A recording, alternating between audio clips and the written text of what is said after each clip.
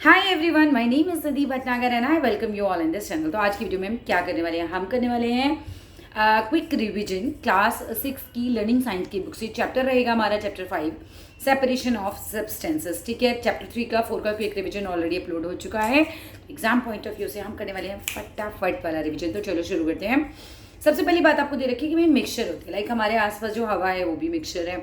ठीक है, हमारे आसपास मिट्टी है वो भी मिक्सचर है, हमारे आसपास सॉइल है, रॉक है, सी वाटर है, हम बहुत सारी चीज़ें देखते हैं, मिल्क है, वो सब चीज़ें मिक्सचर हैं। तो सबसे पहला क्वेश्चन तो यही आ जाएगा कि what is a mixture. Answer क्या लिख कर आना है, एज इट इज बोल रही हूँ, बिल्कुल यही लिखाना। A mixture is a substance, mixture वो सब्सटेंस होता है दैट कंटेन्स टू और मोर प्योर सब्सटेंसेस। कैसे समझोगे इस बात को, मानो कि ये एक प्योर सब्सटेंस है, ये एक प्योर सब्सटेंस है, दोनों को मिला दिया, क्या बन गया, मिक्सचर बन गया। तो a mixture is a substance, mixture वो सब्सटेंस है जिसके अंदर, जिसमें कंटेन करता है, जो कंटेन करता है टू और मोर, दो या दो से ज़्यादा प्योर जो हैं सब्सटेंसेस को अपने अंदर। ठीक है, अब प्रोपोर्शन अलग अलग हो सकता है। जैसे कि देखो, चाय जब आप पीते हो तो उसमें चीनी 2 चम्मच, पत्ती 1 चम्मच, दूध 1 कप, पानी 1 कप, राइट। इस तरह से, मतलब चाय ओब्वियसली मेरी सही नहीं मिली है ये, बट आप समझ गए कि इन सब चीज़ों को मैंने मिलाया तो क्या किया, मैंने एक मिक्सचर तैयार किया। आपने कभी नमकीन खाई है, वो भी एक तरीके का मिक्सचर ही तो होता है। जैसे उसके अंदर मूंगफली दाना भी होगा, उसके अंदर कॉर्नफ्लेक्स भी पड़े होते हैं, उसके अंदर बहुत सारी अलग अलग बेसन के दाने भी होते हैं, वो भी एक मिक्सचर ही होता है। चलो आगे बात करते हैं कि मिक्सचर जो होते हैं, और मिक्सचर जो हैं 2 तरीके के हो सकते हैं। पहला बिल्कुल आ सकता है यहाँ से, तो पहला होता है होमोजीनियस मिक्सचर, दूसरा होता है हेट्रोजीनियस मिक्सचर। होमोजीनियस और हेट्रोजीनियस अगर 2 लाइनों में समझाऊँ तो, एक होमोजीनियस वो जिसमें आपको दिखाई ना दे चीज़ें अलग अलग, हेट्रोजीनियस वो जिसमें घुलने के बाद भी आपको अलग अलग दिख रहा है। ठीक है, कि ये मान लीजिए कि रेत और पानी अगर मैं मिला रही हूँ और मुझे अलग अलग नज़र आ रही है वो चीज़ें, तो हम बोलेंगे ये हेट्रोजीनियस है, बिकॉज ये इसमें पार्टिकल्स जो है बिल्कुल आपस में घुले घुले नहीं हैं। लेकिन होमोजीनियस में क्या होता है, जैसे नींबू का पानी या फिर हम चीनी का पानी बनाते हैं, तो उसमें क्या होता है, हमें हमें पानी और चीनी भी अलग थोड़ी ना दिखाई देता है घुलने के बाद, तो वो होमोजीनियस मिक्सचर होता है, राइट। अब अगर डेफिनेशन की बात करें तो क्या लिखने वाले हैं हम, तो homogeneous mixture, it is a mixture in which the constituent मतलब जो चीज़ें हमने मिलाई हैं, आर यूनिफॉर्मली डिस्ट्रीब्यूटेड, मतलब बराबर डिस्ट्रीब्यूट होती है। यूनिफॉर्मली मीन्स बराबर, अच्छे से पूरी घुल मिल जाती है, यूनिफॉर्मली डिस्ट्रीब्यूट होती हैं। And each part of a mixture, आप 1 चम्मच निकालिए, फिर दूसरा चम्मच निकालिए, चौथा चम्मच निकालिए, हर पार्ट जो मिक्सचर का होगा बिल्कुल उसकी प्रॉपर्टी सेम होगी। आप उसे टेस्ट करा लीजिए, क्योंकि वो यूनिफॉर्मली घुल गया तो उसकी प्रॉपर्टी सेम होंगी। नेक्स्ट बात करते हैं। अब इसके एग्जांपल अगर होमोजीनियस की हम बात करके आते हैं, तो फिर होमोजीनियस में तो आप चीनी का पानी लिख सकते हो, नमक का पानी लिख सकते हो। ठीक है, अब आते हैं next, heterogeneous mixture, the mixture in which, definition बोल रही हूँ, it is a mixture in which the constituents, यानी कि जो चीज़ें हमने मिलाई हैं, do not get mixed uniformly, इसमें यूनिफॉर्मली नहीं मिलती, आपस में बुरी तरह से घुलती मिलती नहीं है। And each part of a mixture has a different properties. अब आप ये चम्मच निकालेंगे तो पानी ज़्यादा आएगा, नीचे से चम्मच नहीं निकालेंगे तो उसमें रेत ज़्यादा आ जाएगी, तो वो यूनिफॉर्मली मिक्स नहीं होती। इससे पता चलता है कि प्रॉपर्टीज़ भी फिर हमारी डिफरेंट रहेंगी। बुक से डेफिनेशन ज़रूर याद कर लेना, सुन लो, वैसे काफ़ी कुछ तो वैसे ही लिख दोगे। इसके बाद हम बात करते हैं कि भाई इसका एग्जाम्पल कौन सा होता है, तो हम रेत और पानी का मिक्सचर लिख सकते हैं, हम चॉक पाउडर और पानी का मिक्सचर लिख सकते हैं, क्योंकि रेत नीचे बैठ जाती है, ऐसे चॉक पाउडर भी जो है वो नहीं घुलता है अच्छे से, अलग अलग दिखाई देता है। हम ऑयल और वाटर को भी देख सकते हैं, ऑयल और वाटर भी हेट्रोजीनियस में ही आता है, बिकॉज ऑयल तो लेयर बन के ऊपर तैरता है। अपनी मम्मी का खाना देखना आप कभी, तो कटोरी में जो ग्रेवी वाली सब्जी होती है, तो कई बार आपने देखा होगा कि उसके ऊपर ऑयल अलग दिख रहा है, रेड कलर का जो आता है ऑयल जो है अलग दिख रहा है, और नीचे ग्रेवी अलग रहती है, राइट। तो प्रॉपर्टीज़ भी थोड़ी थोड़ी ऊपर से निकालोगे तो अलग होंगी, नीचे से निकालोगे तो अलग होंगी, ऊपर का पार्ट थोड़ा ज़्यादा ऑयली रहता है। चलो नेक्स्ट बात पे आ जाते हैं अपनी। अब देखो, सॉइल भी बहुत सारी चीज़ों का मिक्सचर होती है, एयर तो है ही, डिफरेंट गैसेस का मिक्सचर हमारा, तो हम बोल सकते हैं, एग्जाम्पल देते हैं, common salt that is use in our kitchen is prepared from sea water by separating salt from water. तो ठीक है, ये भी सी वाटर भी तो एक मिक्सचर हो गया। इसके अंदर क्या घुला हुआ है, इसके अंदर नमक घुला हुआ है। सेपरेट कैसे कर सकते हैं, सी वाटर लो, उसमें पानी को एवापोरेशन से उड़ा दो, तो जो बचा वो हमारा क्या रह जाएगा, नमक रह जाएगा, राइट। आप देखो ज़रूरत क्या है, हम सेपरेशन के भी चैप्टर पढ़ रहे हैं, क्या ज़रूरत है, क्यों करना है हमें कोई चीज़ सेपरेट, तो 3 मेन कारण आपको दे रखे हैं, राइट। मेरा हमेशा 4 हो जाता है 3 का, ठीक है। 3 मेन कारण दे रखे हैं। पहला कारण दे रखा है टू रिमूव हार्मफुल सब्सटेंसेज, दूसरा है टू ऑब्टेन यूजफुल कंपोनेंट्स, और तीसरा है टू रिमूव अनडिजायरेबल सब्सटेंसेज। तीनों पॉइंट को अच्छे से समझ लेना, खुद से आंसर बना लेना। टू रिमूव हार्मफुल सब्सटेंसेज, अब आप बाजार से दाल लेकर आए, दाल गंदी भी आ जाती है, उसके अंदर कंकड़ भी आ जाते हैं, हार्मफुल चीज़ें आ जाती है, कई बार तो मरी हुई मक्खी भी पड़ी होती है, मरा हुआ मच्छर भी पड़ा होता है, तो हम क्या करेंगे, क्या उसे खा सकते हैं? नहीं, फिर तो हम बीमार पड़ जाएंगे। तो हमें हार्मफुल सब्सटेंसेस को अलग निकालना होगा, राइट। दूसरा काम तो ऑब्टेन यूजफुल कंपोनेंट्स। अब पेट्रोलियम होता है, सी वाटर से लिया जाता है। पेट्रोलियम जब हमने सी वाटर से नहीं लेते, बल्कि सी के अंदर जो सतह होती है उसके अंदर से निकाला जाता है पेट्रोलियम, एक काले रंग का लिक्विड होता है। फिर हम इस पेट्रोलियम से क्या करते हैं, हम इससे क्या करते हैं, ऑब्टेन करते हैं यूजफुल कंपोनेंट्स, राइट। ऑब्टेन करते हैं यूजफुल कंपोनेंट, जैसे कि हम उसमें से क्या क्या निकालते हैं, हम उसमें पेट्रोल निकालते हैं, अलग अलग टेम्परेचर पे डाल के करते हैं। ऐसे पेट्रोल हो गया, डीजल हो गया, कैरोसिन ऑयल हो गया, ठीक है, पेट्रोलियम गैस हो गई, ठीक है, सारी चीज़ें लिखकर है ना पेट्रोलियम से। तो फिर यूजफुल कंपोनेंट हमने उसमें से निकाल लिया। हम इसलिए भी करते हैं, ठीक है, और सेपरेशन। और तीसरी बात आती है कि रिमूव अनडिज़ायरेबल सब्सटेंसेस। अब हमने दाल बीनी, दाल में से अपने को कंकड़ नहीं खाना है, तो हम क्या करेंगे, कंकड़ को निकाल देंगे।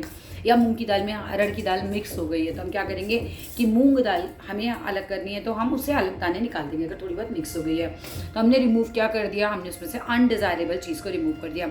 या जैसे हमने चाय बनाई, उसको स्ट्रेनर से छानने के बाद हमने क्या किया, जो चाय की पत्ती ऊपर होती है वो अनडिज़ायरेबल ही तो है। अब अपने को चाय में पीनी थोड़ी है, तो जो भी चीज़ आपको अनडिज़ायरेबल है आप निकाल दीजिए। जब आप जूस पीने जाते हो तब आपने देखा होगा कि जूस बनाने के बाद वो आपको जूस ऐसे छानता है, आपने घर पे भी बनाया हो, तो जब छानते हैं तो ऊपर जो बीज रह गया, ऊपर जो गूदा रह गया, राइट, वो अनडिज़ायरेबल है, वो आपको अपने जूस में नहीं चाहिए, इसलिए हम उसे छान के अलग कर देते हैं। चलो अब इतनी बात हो गई कि भाई हमने क्यों क्यों किया, तीनों पॉइंट इंपॉर्टेंट है। क्यों? To remove harmful substances, to obtain useful components, to remove undesirable substances, right. इसके बाद आते हैं मेथड पे। तो पहला मेथड आ जाता है हमारा हैंड पिकिंग का। इसमें हम क्या करते हैं, हम इसमें अनडिज़ायरेबल कंपोनेंट को ही तो अलग करते हैं। हमको कंकड़ नहीं चाहिए, छोटे छोटे कंकड़ नहीं चाहिए, तो हम उसे क्या करेंगे, हैंड पिकिंग, यानी हाथ से ऐसे पिक करेंगे और अलग कर देंगे, राइट। हैंड पिकिंग मीन्स होता है टेक आउट बाय हैंड। अब हम पहचान कैसे सकते हैं, वो साइज़ अलग होता है कंकड़ों का, शेप अलग होती है, कलर अलग होता है, तो ये सब चीज़ें हम देख के अनवांटेड सब्सटेंस को पहचान लेते हैं और हम उसे हैंड पिकिंग से अलग कर देते हैं। अब बात आती है, ज़रूरी नहीं है कि दाल में कंकड़ ही मिक्स हो, दाल में दाल भी मिक्स हो सकती है, वो भी हमें तो नहीं चाहिए, अनडिज़ायरेबल सब्सटेंस है वो हमारा, तो हम उसे अलग कर सकते हैं। चलो भाई, थ्रेशिंग क्या होता है, ऐसे पटक पटक के धान निकालते हैं, उसमें से पड़ी में से ग्रेन अलग करते हैं, right. This process is called threshing. अब डेफिनेशन लिखने के लिए आएगी तो क्या लिखना है, the process of separating grains, एक ऐसा प्रोसेस जिसमें हम ग्रेन्स को सेपरेट यानी कि अलग करते हैं फ्रॉम द स्टॉक। स्टॉक क्या होता है, जिसमें वो धान होता है ना, वो पूरा का पूरा हरा हरा जो होता है, हरा होता है, आई डोंट नो, ठीक है, हाँ हरा ही तो होता है, ठीक है, तो वो उसमें से चावल के दाने उसके अंदर होते हैं, ठीक है, तो उस स्टॉक में से by beating them on the ground, हम उसे ग्राउंड पे बीट करते हैं, और बाय मशीन ये थ्रेशिंग का प्रोसेस होता है। फिर से डेफिनेशन सुन लीजिए, the process of separating grains from the stalk, है ना, by beating them on the ground और by a machine is called threshing, right. अब थ्रेशिंग भी दो तरीके से हो सकती है, एक तो मैनुअल थ्रेशिंग होती है जिसमें आदमी लेता है, पकड़ के हिट करता है उसे कहाँ पर, रॉक पर या किसी भी हार्ड सरफेस पर। और जो मशीन, अगर हम बात करें कि भाई मशीन से थ्रेशिंग करानी है, तो जो मशीन यूज़ की जाती है, threshing can be also done by a machine, जिसे हम थ्रेशर बोलते हैं। अब आता है दूसरा प्रोसेस हमारा, देखो दो हमने कर लिया, हैंड पिकिंग कर लिया हमने, थ्रेशिंग कर लिया। तीसरा प्रोसेस आता है विनोइंग का। विनोइंग में क्या होता है कि देखो गेहूं होगा, गेहूं के बाहर जो छिलका होता है ना, बुरा बुरा, वो होती है हस्क, भूसा समझ लो, ठीक है। अब भूसे को गेहूं से अलग करना है, राइट, उसमें मिक्स है, भूसा गेहूं में मिक्स है, अभी उसे अलग करना है। तो विनोइंग में क्या होता है, हवा जो होती है ना, उससे लाइट पार्टिकल उड़ जाते हैं और जो हैवी पार्टिकल है वो नीचे गिर जाएंगे, राइट। इस प्रोसेस में यही होता है। अब मैंने ऐसे छाछ लिया और ऐसे ऐसे किया, हवा चल रही होगी तो लाइट पार्टिकल्स क्या होंगे, वो उड़ जाएंगे, और हैवी पार्टिकल्स यानी कि जो गेहूं वगैरह वो हमारा नीचे वहीं गिर जाएगा। इससे समझा लिया। अब इसकी डेफिनेशन पे आ जाते हैं, ठीक है। The method of separating heavier and lighter component, ठीक है, गेहूं हमारा हैवियर है, हस्क हमारा लाइटर है, राइट, गेहूं हमारा हैवियर है, हस्क हमारा लाइटर पार्टिकल है, इसको हमें अलग करना है, इस मिक्सचर को हमें अलग अलग करना है bye wind or blowing air के द्वारा, उसे हम बोलते हैं विनोइंग। चलो डेफिनेशन वापस पढ़ो, the method of separating heavier and lighter components of a mixture by wind or blowing air is called winnowing, right. ऐसे ऐसे ऐसे ऐसे करिए, हस्क उड़ जाएगी और गेहूं वहीं गिर जाएगा, राइट। नेक्स्ट आ जाता है सीविंग का प्रोसेस। सीविंग का प्रोसेस बहुत ही सिंपल होता है, आपने अपने घर में भी देखा होगा, मम्मी लोग आटा छानती हैं ऐसे ऐसे करके। अब इस प्रोसेस में क्या होता है, इस प्रोसेस में ये होता है कि जो भी बहुत बारीक वाले कण होते हैं वो तो नीचे आ जाते हैं, और जो भी मोटे वाले कण होते हैं वो जो है वो ऊपर आ जाते हैं, यानी कि पार्टिकल की जो साइज होंगे वो हमें अलग अलग चाहिए होते हैं। अब इसमें क्या होता है, सीव क्या होती है, सबसे पहले सीव होती है एक येलो कलर का वेसल, नहीं येलो नहीं, शैलो, राइट, येलो नहीं है, शैलो है। शैलो यानी कि जो बहुत गहरा नहीं होता, जो छलनी होती है वो कोई ऐसी समुद्र की तरह गहरी थोड़ी होती है, ऐसी होगी, लगभग इतनी मोटाई उसकी रहती है, ठीक है। ये समझ लो मैंने छलनी पकड़ रखी, तो बीच में क्या होता है उसके, ये एक बर्तन हो गया और उसमें स्मॉल होल्स बने होते हैं, छिचे ऐसे बने हुए होते हैं, ठीक है।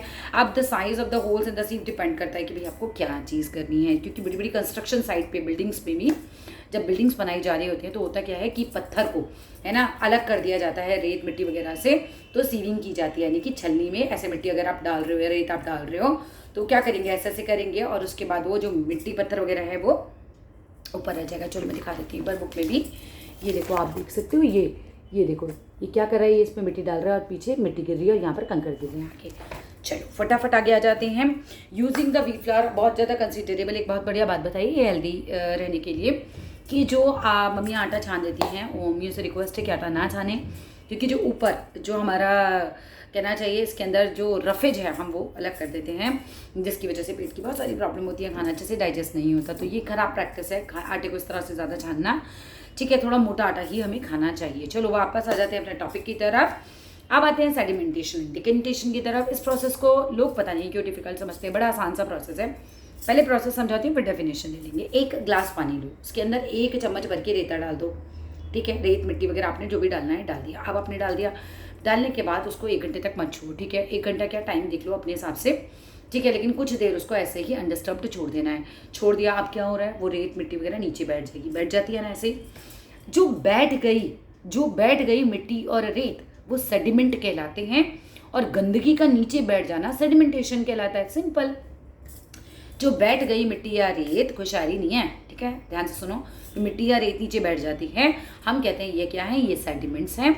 और जो पूरा ये जो प्रोसेस है गंदगी का नीचे बैठने का प्रोसेस सेडिमेंटेशन कहलाता है। अब इस पानी को आपने धीरे से उठाना है, आपने इसे डिस्टर्ब नहीं करना है, और ऊपर से साफ़ पानी किसी और बर्तन में डाल देना है।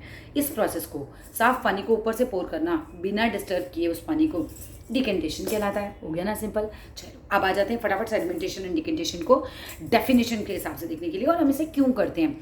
सबसे पहले इनसॉल्युबल सब्सटेंसेस, जो नहीं घुलते substances that are heavier than liquid, जो कि लिक्विड से भारी होते हैं, क्योंकि भारी होते हैं इसीलिए नीचे जाके बैठ जाते हैं। वो इनसॉल्युबल होते हैं क्योंकि इसलिए तभी तो वो घुलते नहीं हैं, और हैवियर होते हैं इसीलिए वो नीचे जाके बैठ जाते हैं।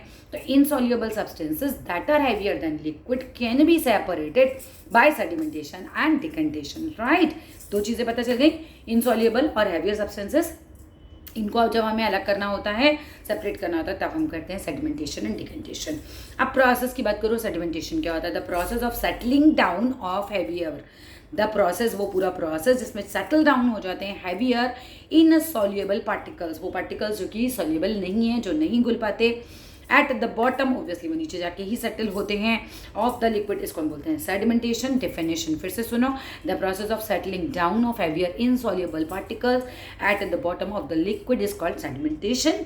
और जो heavier insoluble particles that settle down, जो सेटल होते हैं at the bottom of the liquid, उसको हम बोलते हैं क्या है, ये हमारा सेडिमेंट है, right.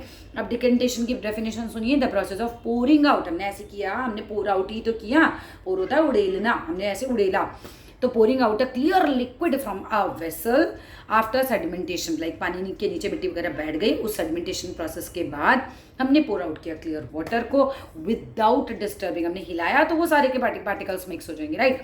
So without disturbing the sediment, को जो नीचे बैठी है गंदगी, उसको डिस्टर्ब बिल्कुल नहीं करना है, और इसी प्रोसेस को हम बस बोलते हैं डिकेंटेशन। डेफिनेशन वापस से सुन लीजिए, the process of pouring out a clear liquid from a vessel after sedimentation, ये इन ब्रैकेट था, विदाउट डिस्टर्बिंग द सेडिमेंट, यानी कि सेडिमेंट यानी कि हैवी इनसॉल्युबल सेटल्ड जो पार्टिकल्स हैं, इज कॉल्ड डिकेंटेशन, राइट।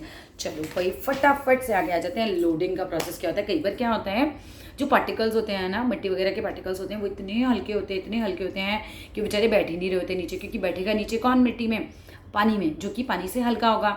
अब सेडिमेंट्स बहुत हल्के हैं, लेकिन हमें तो मिट्टी सेडिमेंटेशन डिकेंटेशन के प्रोसेस से मतलब उसको साफ करना है पानी को, तो हमने क्या करना, हमने उसके अंदर फिट करिए, यानी कि एलम मिक्स करते हैं। एलम मिक्स किया तो हमने क्या किया, एलम जो था पानी में घुल जाएगा, तो इस एलम के जो पार्टिकल्स होंगे ये मिट्टी के पार्टिकल्स के साथ जाके चिपक जाएंगे।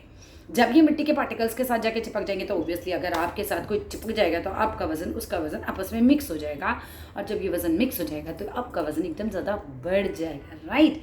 जब इसी तरीके से बस इसमें होता है कि जो एलम होती है उसके पार्टिकल्स जब मिक्स हो जाते हैं और जो मिट्टी के पार्टिकल्स जो कि हल्के वाले पार्टिकल्स थे आपस में जुड़ जाते हैं, तो क्या होता है, तब ये पार्टिकल्स जो होते हैं हैवी हो जाते हैं, और जैसे ये हैवी हो जाते हैं तो नीचे बैठ जाते हैं। बात समझ में आ गई? तो डेफिनेशन समझ लो अब कि the process of increasing the rate of sedimentation, हमें सेडिमेंटेशन का रेट बढ़ाना है, हम चाहते हैं कि गंदगी नीचे बैठ जाए। The process of increasing the rate of sedimentation in a suspension मतलब वो जो घोल है, in a suspension by adding some chemicals, हम इसमें केमिकल ही तो मिला रहे हैं, अलम मिला रहे हैं इसके अंदर, तो इट इज कॉल्ड लोडिंग, हम इसको लोडिंग बोलते हैं। वापस डेफिनेशन देखो, the process of increasing the rate of sedimentation in a suspension by adding some chemicals, it is called loading. अब आ जाते हैं, लोडिंग जो होती है इसमें बता ही रखा है आपको कि पार्टिकल ऑफ एलम जो होते हैं इंटेंगल्ड हो जाते हैं सस्पेंडेड क्ले पार्टिकल्स में, आपस में जाके चिपक जाते हैं और मेक देम हैवी और उनको भारी बना देते हैं। फिल्टरेशन आपने घर में देखा होगा, सुबह सुबह आपके घर में चाय जब छनती है, this is what it is, filtration. Unwanted particles को हमने बाहर निकाल दिया, अनडिजायरेबल चीज़ें हमने नहीं लेनी है। सो क्या होता है इसके अंदर, जो बिगर साइज़ की चीज़ें होती हैं वो ऊपर रह जाती हैं, जो स्मॉलर पार्टिकल्स होते हैं, लिक्विड वगैरह होता है वो नीचे चला जाता है। लिक्विड के साथ होता है फिल्टरेशन, और जो सीविंग का प्रोसेस होता है वो पाउडर फॉर्म में जो चीज़ें होती हैं उसमें रहता है, राइट। दोनों का अंतर समझ के रखना। Filtration, the process of separating insoluble substances from a liquid, ठीक है, इस लाइन को याद रखना, फ्रॉम अ लिक्विड, ठीक है, using a filter is called filtration, ठीक है। तो ये पूरा प्रोसेस है जिसमें सेपरेट होता है इनसॉल्युबल सब्सटेंसेस जो कि नहीं घुलते, जैसे चाय की पत्ती पूरी घुल तोड़ी जाती है, उसके अंदर से जो रिलीज़ करना है उसने वो रिलीज़ कर लेती है, बाकी तो पार्टिकल्स ऐसे ही रहते हैं, हम फिल्टर यूज़ करते हैं उसको अलग कर लेते हैं, राइट। तो फिल्टरेशन होता है। A filter paper is a piece of special paper होता है ये, that has millions of tiny holes होते हैं। फिल्टर पेपर क्या होता है बच्चे, इसके एक ऐसा पेपर होता है जिसके अंदर बहुत ही टाइनी होल्स होते हैं, और उसमें इस प्रोसेस को हम करके दिखाते हैं। इसके डायग्राम जरूर बना लें, चैप्टर में डायग्राम भी आते हैं, और आप जो भी प्रोसेस करें कोशिश कीजिएगा कि डायग्राम बनाएं। Sedimentation, decantation, filtration, threshing, winnowing, जितने आप डायग्राम बनाए आएंगे आपके लिए मतलब उतने बढ़िया नंबर तैयार हैं, ठीक है। अब आइए कि यूज़ इन एवरीडे लाइफ क्या होता है। भाई देखो, प्रोसेस अब फिल्टरेशन का सबसे पहला एग्जांपल आपको फ्रूट जूस वाला दे रखा था, जो मैंने अभी आपको दिया था। जब आप जूस वाले भैया बचाते हो, वो छानते हैं, तो अनवांटेड जो भी चीज़ें होती हैं वो बाहर रह जाती हैं, पल्प है, बीज है, और आपके पास जो होता है फिल्टर्ड जो जूस होता है वो तैयार हो जाता है। दूसरा, जब हम पनीर बनाते हैं, राइट, जब हम पनीर बनाते हैं तो दूध में जो नींबू डाल के हम फाड़ते हैं, तो क्या होता है कि जो पनीर होता है, ठीक है, अब वो हार्ड हो जाता है, थोड़ा सा सब्सटेंस ऐसा बन जाता है, सॉफ्ट एक सेमी लिक्विड टाइप बन जाता है, सेमी लिक्विड भी नहीं बोल सकते, सेमी सॉलिड बन जाता है, राइट। और जो बिल्कुल लिक्विड होता है हम फिल्टर करके उसको अलग कर लेते हैं, और लिक्विड को आप यूज़ कर सकते हो आटा गूंदने में, सब्जी बनाने में, ठीक है, मैं रेसिपी बता रही हूँ, हैं, ठीक है। उसके बाद आ जाता है मैंने पनीर हम अलग कर लेते हैं। तीसरा हमें बता रखा है, क्या यूज़ बता रखा है भाई, एब्सोल्युटली सेफ जो वाटर होता है उसमें बता रखा है, water can be made absolutely safe for drinking by using electric ultra violet water filter, या भी याद कर लेना, ठीक है, ये भी याद कर लेना बच्चों बेटी। अब आइए आर का बात बताते हैं भी। आर आप सभी के पास आजकल तो होने ही लगे हैं, बहुत ही कॉमन हो गए हैं। तो क्या करते हैं, इसमें भी फिल्टर्स होते हैं, ठीक है, तो पानी को साफ कर देते हैं बिल्कुल, ठीक है। मार्केट में बहुत सारे मिल रहे हैं, आपको सब दे सकते हैं, ठीक है। I am not here for advertisement, ठीक है। अब आपको ना कुछ बहुत सारे प्रोसेस बता रखे हैं। Separation of soluble solids from a mixture, आप देखो भाई आपने घोल दिया, अब इसको तुम्हें अलग कैसे करना है, ठीक है। सेपरेशन ऑफ सॉल्युबल सॉलिड, जो घुले हुए सॉलिड हैं उनको हमें अलग करना है मिक्सचर से, ठीक है। कैसे करेंगे, पहला इवेपोरेशन। इवेपोरेशन क्या होता है, the process of changing of liquid into vapour on heating is called evaporation. चीनी का पानी ले लो, ठीक है, आपने पानी में चीनी घोल ली, अब इसको चीनी को अलग करना है, पानी को अलग करना है, क्या करें, पानी को भाप बना के उड़ा दो, ठीक है, भाप बना के उड़ा दो, इवेपोरेट हो जाएगा, तो चीनी या नमक जो भी घोलो आप वो नीचे रह जाएगा। ये प्रोसेस हमारा इवेपोरेशन होता है। सी वाटर से इसी तरह से सॉल्ट लिया जाता है, ठीक है। आप आ जाओ भाई, सी वाटर इज ट्रैप्ड इन दो शैलो पॉन्ड्स, हाँ, तो थोड़े शैलो पॉन्ड्स से, इन शैलो पॉन्ड्स को हम क्या बोलते हैं, लगून्स बोलते हैं, ठीक है। यहाँ पर अलाउ किया जाता है, थोड़ी देर के ऐसे छोड़ दिया जाता है, पानी भाप बन के सूरज की धूप से उड़ जाता है, और नीचे रह जाता है आपका नमक। Mixture of salt is further purify किया जाता है। ऐसे नहीं कि समुद्र के पास जाके खुद ही वो नमक खाने लगो, प्यूरीफाई करके मिलता है अपने को। द प्रोसेस, अब एक बड़ा इंपॉर्टेंट आता है यहाँ पर, ये बड़े ध्यान से समझना। सब्लिमेशन बच्चों को समझ नहीं आता, आपने कपूर देखा है, नवरात्रे चल रहे हैं, घर में भी जलता होगा। सब्लिमेशन में क्या होता है कि आपने एक चीज़ जलाई, ठीक है, the process of conversion of a solid, ठीक है, हमने जो है जलाया कपूर, और क्या होता है कि वो लिक्विड नहीं बनेगा, सीधा भाप बन के उड़ जाएगा। तो सॉलिड का सीधा लिक्विड बन के नहीं, सीधा भाप बन जाना बिना लिक्विड बने, सब्लिमेशन कहलाता है, right. The process of conversion of a solid into vapour, solid का सीधा भाप बन जाना विदाउट कन्वर्टिंग इनटू लिक्विड, वो बीच में लिक्विड नहीं बन रहा, ठीक है, वो बीच में लिक्विड नहीं बन रहा, इसको हम बोलते हैं सब्लिमेशन। इसके बाद आता है कंडेंसेशन। कंडेंसेशन का प्रोसेस क्या होता है? The process of changing vapour into liquid. अब क्या हो रहा है, आपने एक भगोना पानी उबालना है, पानी उबालना है, अपने भाप को क्या करना है, प्लेट ढक देनी है ऊपर। जब उबालेंगे तो भाप आ जाएगी प्लेट के ऊपर। प्लेट को अब जब गैस बंद करोगे ना तो प्लेट को पलट के देखना, उस पर पानी की बूंदें आ गई। बूंदें कहाँ से आई हैं? हुआ क्या, हमारी जो वाटर वेपर थी ना वो ठंडी होकर पानी बन गई। वाटर वेपर जो थी, भाप जो बनी थी, वो जो है ठंडी होकर बूंदें बन गई। बस this is what it is condensation. जब आपका पानी जो होता है भाप बन के धरती से ऊपर जाता है तो बादल कैसे बनते हैं कि वो भाप जो होती है वो कंडेंस हो जाती है और वाटर की जो बूंदें हैं वो बन जाती हैं, सब कलेक्टिव हो जाते हैं, बादल बन जाते हैं। बादल जो भर जाते हैं तो नीचे बारिश आ जाती है, फिर बारिश आती है, फिर भाप बनती है, फिर ऊपर जाते हैं, कंडेंस होते हैं और फिर नीचे आ जाती है। मजा आ गया। चलो फिर फटाफट आ जाओ डिस्टिलेशन पे। Distillation is the method of separation of pure liquid from a solution. Distilled water एकदम प्योरेस्ट फॉर्म ऑफ वाटर रहता है, बिल्कुल प्योर पानी होता है। The solution is heated. एक का क्या किया जाता है, ये थोड़ा धीरे से समझाती हूँ। The solution is heated in distillation flask. इसमें क्या होता है, डिस्टिलेशन फ्लास्क होता है, इसमें आपने सॉल्यूशन को हीट किया, जो भाप बन रही है, फिर क्या होता है उस वेपर को हमने क्या किया, the vapour of pure liquid pass होती है into a Liebig's condenser, connected जो होता है हमारे डिस्टिल फ्लास्क के, ठीक है, एक कनेक्ट रहता है। अब भाप जो है इसमें इकट्ठी हो रही है, भाप इकट्ठी होकर वो पानी की बूंदे बन के एक नए बर्तन में वो पानी बन रहा है। This is what distilled water, ये जो इकट्ठा हुआ है ना इसको हम बोलते हैं डिस्टिल्ड वाटर, ठीक है। डिस्टिलेशन फिर से बोल दे रही हूँ, it is a method of separation of pure liquid from a solution. The solution is heated in a distil flask. एक डिस्टिलेशन फ्लास्क में हमने सॉल्यूशन को गर्म करना है। The vapour of pure liquid, क्या होगा, वेपर जो प्योर लिक्विड की हमारी वो उड़ के जाएगी, कहाँ पास होगी, इनटू द लाइबेक्स कंडेंसर, जो कि कनेक्ट हमने ऑलरेडी कर रखा होता है अपने डिस्टिलेशन फ्लास्क से, एंड गेट्स कंडेंसर्स, यानी कि वो पानी की बूंदों में कन्वर्ट हो जाएगी टू फॉर्म प्योर लिक्विड। और अब हमारा प्योर लिक्विड तैयार हो जाएगा एक अनदर फ्लास्क में जो हमने रख रखा था। ये है, इसको गर्म किया, इस पिक्चर से भाप निकली, भाप को हमने कलेक्ट कहाँ किया था, लाइबेक्स कंडेंसर में जो कि कनेक्ट था, और भाप जो बूंदें इकट्ठी हुई वो मतलब जो भाप इकट्ठी हुई इससे बूंदें बनी और बूंदें एक अलग फ्लास्क में इकट्ठी हुई। अब आ जाते हैं फटाफट नेक्स्ट बात पे कि separation of immiscible liquid from a mixture. Immiscible जो आपस में घुले मिले नहीं होते, when two liquids are immiscible they can be separated through method जिसको हम बोलते हैं सेपरेटिंग फनल, ठीक है। सेपरेटिंग फनल से जो है ये अलग हो जाते हैं, हम इन्हें सेपरेट कर सकते हैं, right. For example kerosene oil and water from a mixture can be separated by this process. ये बिल्कुल अलग से लिखने के लिए आ सकता है, थोड़ा सा बच्चों को डिफिकल्ट लगता है, ठीक है। The mixture of kerosene and water is allowed to stand for some time, ठीक है, थोड़ी देर के लिए उसको छोड़ देते हैं इन सेपरेटिंग फनल के अंदर। सेपरेट करना है ना तो सेपरेटिंग फनल में डालेंगे, देखो दिखा देती हूँ किस तरह का होता है, ठीक है। और ये देखो, ये हमने जो अभी प्रोसेस पढ़ा था ये उसकी पिक्चर है, राइट। चलो आगे देखते हैं। The mixture of kerosene and water is allowed to stand for some time in a separating funnel.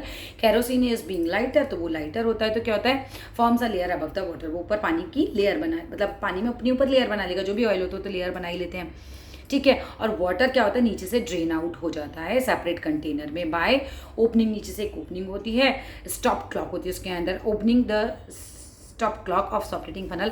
पूरा पढ़ देती हूँ। The mixture of kerosene and water is allowed to stand for some time in a separating funnel, kerosene being lighter from a layer above water, and the water is then drained off in a separate container by opening the stop cock, not clock, right, stop cock, वही मैं कहती, कुछ गड़बड़ हो गया है। Stop Kock होता है ऑफ सेपरेटिंग फनल का, उससे अलग हो जाता है। स्टॉप कॉक भी देख लो, बिल्कुल बच्चों को नहीं पता होती है ये जो पार्ट है ना ये, ठीक है। अब आप देखो ना, यहाँ नीचे पानी है, ऊपर तेल की लेयर है, ठीक है।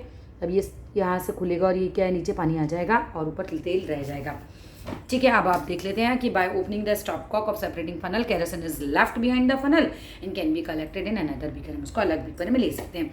Separation of mixtures by using more than one method, एक से भी ज़्यादा मेथड करके भी हम सेपरेशन कैसे कर सकते हैं। We have studied some methods for separation of substances from their mixture, often one method is sufficient to separate, और कई बार हमें ज़्यादा मेथड्स की भी ज़रूरत पड़ती है। थोड़ा सा ये चैप्टर बड़ा है, आई एम ट्राइंग जल्दी जल्दी करूँ मैं। वाटर एज अ सॉल्वेंट की अगर हम बात करते हैं तो वाटर कैन बी सब्सटेंसेस, पानी के अंदर बहुत सारे हम अलग अलग मिक्स कर सकते हैं, जैसे कि चीनी, पानी। पानी को हम बोलते हैं यूनिवर्सल सॉल्वेंट है। क्यों? क्योंकि इसमें सब कुछ जो भी घुलने वाली चीज़ें हैं वो घुल जाती है। यूनिवर्सल सॉल्वेंट वाटर होता है, ठीक है। अब क्या होता है, अब जो ज़्यादा, अब ऐसे समझ लो कि सॉल्वेंट और सोल्यूट में बच्चे बड़े कंफ्यूज होते हैं। तो सॉल्वेंट क्या, जो स्पेलिंग लंबी है ना, सॉल्वेंट तो पानी ज़्यादा होता है तो सॉल्वेंट बोले उसको। सोल्यूट नमक या चीनी, क्योंकि सोल्यूट तो हम कम डालते हैं, नमक या चीनी एक ग्लास थोड़ी डालते हैं चीनी उसके अंदर, ठीक है, तो वो कम होता है तो उसकी स्पेलिंग भी छोटी है सोल्यूट। तो ऐसे याद कर लो कि चीनी और पानी में चीनी क्या है, हमारी सोल्यूट है, और पूरा का पूरा पानी क्या है, सॉल्वेंट है। The substances which dissolve in water are said to be soluble in water, ये तुमने पहले भी पढ़ा हुआ है। और the substances which do not dissolve in water, इनको इनसॉल्युबल बोलते हैं। अब आ जाइए, इन द अबव एक्टिविटी, कौन सी एक्टिविटी थी, एक एक्टिविटी बता रखी थी, अच्छा ठीक है, वही बता रखा है कि आप ना अगर बहुत ज़्यादा ही डाल दोगे, माने 1 चम्मच चीनी डाली, घुल गई, 2 डाली, 10 डाली, 5 डाली, 15 डाली, 20 डाली, एक टाइम आएगा नहीं घुल पाते, हम बोलते हैं सोल्यूशन कैसा हो गया, सैचुरेटेड सोल्यूशन हो गया, अब नहीं घुलेगी। फिर उसे गर्म कर दो, सैचुरेशन पॉइंट बढ़ जाएगा, फिर हम और चीनी डाल सकते हैं, लेकिन एक टाइम ऐसा आएगा कि फिर उसके बाद भी घुलना बंद हो जाएगा। The solution in which no more substance can be dissolve, अब इसके बाद हम नहीं घोल सकते, ऐसे सोल्यूशन को हम क्या बोलते हैं, सैचुरेटेड सोल्यूशन बोलते हैं। चीनी और पानी का मिक्सचर, उसको हम क्या बोल रहे हैं, सोल्यूशन बोल रहे हैं। पानी क्या है यहाँ पर, बड़ी स्पेलिंग सॉल्वेंट, नमक या चीनी क्या है, छोटी स्पेलिंग सोल्यूट, ठीक है, दोनों को मिलाया बना सोल्यूशन। और अगर एक टाइम के बाद नहीं घुल पा रहा है तो क्या बन गया, वो सैचुरेटेड सोल्यूशन, राइट। आगे आ जाते हैं, सोल्यूशन क्या है, द सब्सटेंसेस दैट डिजॉल्व, नहीं हाँ solute, the substance that dissolve is called solute, ये मैंने आपको बताई दिया। एंड द सब्सटेंस इन विच हम उसे डिजॉल्व करें वो कहलाता है हमारा सॉल्वेंट, लंबी स्पेलिंग सॉल्वेंट, दोनों को मिला के बना सोल्यूशन। सॉल्युबिलिटी ऑफ गैसेस, नहीं एक चीज़ और रह गई, सॉल्युबिलिटी, द एक्सटेंट टू विच, हम कह रहे हैं इसकी सॉल्युबिलिटी कितनी ज़्यादा है कितनी कम है, तो जितना ज़्यादा वो घोल सकती है उतनी ज़्यादा उसकी सॉल्युबिलिटी है। The extent to which a substance gets dissolve in a liquid, it is called its solubility, right. अब solubility of gases and water की हम बात करते हैं तो हमने पानी में पता ही है, हमें ऑक्सीजन जो है वो डिजॉल्व रहती है, इसी की वजह से क्या हो जाता है कि भाई जो एक्वेटिक एनिमल्स हैं वो सांस ले पाते हैं। गैसेस जो डिजॉल्व होती हैं कुछ सम एक्सटेंट तक ये डिजॉल्व रहती हैं इसके अंदर, और पूरा टेम्परेचर, प्रेशर वगैरह सबको जो है ये प्रभाव डालती है, ठीक है। But their solubility gets affected, इनकी जो सॉल्युबिलिटी है वो प्रभावित होती है, sorry, by changes in temperature से, और जो भी प्रेशर है उससे एक्वाटिक एनिमल यूज़ करते हैं ऑक्सीजन को डिजॉल्व वाटर से, राइट। और क्या होता है इसके बाद, solubility of gases in water decrease हो जाती है व्हेन राइज इन टेम्परेचर होता है, यानी कि गर्म होता है पानी बहुत ज़्यादा, जब ठंडा होता है, जब पानी बहुत ज़्यादा ठंडा हो जाता है, डिक्रीज हो जाता है जब हमारा टेम्परेचर, तो solubility of gases in water, sorry दोबारा से पढ़ते हैं इस बात को, solubility of gases in water decrease हो जाती है, सॉल्युबिलिटी कम हो जाती है जब टेम्परेचर राइज करता है, राइट, ऐसे रहेगा, ठीक है। आगे आ जाते हैं, and that is why during summer ponds get heated and amount of dissolve oxygen get decrease, है ना, जब ज़्यादा गर्म पानी का तो ऑक्सीजन जो है वो हमारी क्या हो जाएगी भाई, कम हो जाएगी, डिक्रीज हो जाएगी। अब इसकी वजह से कई बार पॉन्ड्स में जो फिश वगैरह वो मर भी जाती हैं। Purifying water by using a tea bag, researchers have discovered a method purifying water by using a tea bag, अच्छा जी, टी बैग आपने उसमें डाला, वाटर प्यूरिफाई हो जाएगा, बहुत बढ़िया, और चैप्टर हो जाता है हमारा फिनिश। टारगेट था मेरा आधा घंटे का, ठीक है, 3 मिनट और है, तो जल्दी से समराइज़ कर लो फटाफट। हमने पढ़ा था मिक्सचर 2 तरीके के होते हैं, हेट्रोजीनियस, होमोजीनियस। हमने पढ़ा था कि हम जो है वो अलग अलग मेथड से चीज़ों को अलग कर सकते हैं। हमने पढ़ा सॉल्यूशन में जो होता है सोल्यूट होता है, सॉल्वेंट होता है, ज़्यादा होता है सॉल्वेंट होता है, यानी कि पानी यूनिवर्सल सॉल्वेंट कहलाता है पानी, और उसके अंदर जो डाला नमक या चीनी जो भी है वो सोल्यूट कहलाता है। हमने पढ़ा कि हम जो है वो अलग अलग तरीके से जो है वो उसको अलग कर सकते हैं, चीज़ों को हैंड पिकिंग से कर सकते हैं, हम थ्रेशिंग से कर सकते हैं, हमने विनोइंग से पढ़ा, हमने सीविंग से पढ़ा। हमने पढ़ा सेडिमेंटेशन एंड डिकेंटेशन को, जिसमें हमने क्या किया था, मिट्टी नीचे सेटल हो रही थी, सेडिमेंट्स नीचे इकट्ठे हो रहे थे, हमने ऊपर से पानी साफ पोर किया तो हम उसको बोलते हैं डिकेंटेशन का प्रोसेस। हमने फिल्टरेशन का प्रोसेस पढ़ा था, जब हम लिक्विड में से अनवांटेड पार्टिकल्स को निकाल देते हैं, जैसे कि हमने जूस का पढ़ा था, हमने पनीर का एग्जाम्पल लिया था, ठीक है। हमने चाय जब हम बनाते हैं उसका एग्जाम्पल हमने लिया था, और ये सुनते सुनते मुझे चाय पीने का दिल कर रहा है, तो मैं जल्दी से चाय बनाती हूँ उस वीडियो के बाद, ठीक है। हमने पढ़ा था कंडेंसेशन, जिसमें कि भाप जो होती है वो क्या होता है, भाप जो है पानी की बूंदों में कन्वर्ट हो जाती है। हमने पढ़ा था डिस्टिलाइजेशन, जिसमें हमने पढ़ा था कि जो भाप का पानी होता है, भाप की बूंदें, उसको हमने कलेक्ट किया था अलग जगह, वो डिस्टिल्ड वाटर था, प्योर वाटर था एकदम हमारा। And that's all, saturated and unsaturated, और नहीं घुलेगा किसी चीज़ में कुछ, तो वो सैचुरेटेड सोल्यूशन होता है। And that's all in this video.